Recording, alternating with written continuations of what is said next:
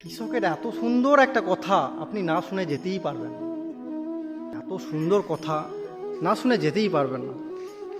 বুঝলি বাবা, এই শীতকালে বীজ কত কষ্ট করে তৈরি করে এই যে কি হ্যাঁ। সুন্দর ধান তৈরি করেছি, এত সুন্দর হয়েছে, খুব আনন্দে ভরে যাচ্ছে।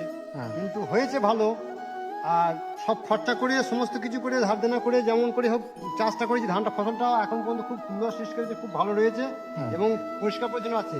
কিন্তু এই ফসলটাই যে আমি বাড়ি নিয়ে যেতে পারবো সেটা কোনো ভরসা নাই, যা হোক প্রবলার ইচ্ছা। প্রবলাইতে একটা এমন দুর্যোগ দিলে সব শেষ হয়ে যাবে। কিন্তু এখন আমাদের সেই গোবিন্দর ভরসাতে চাষ করতে হয়।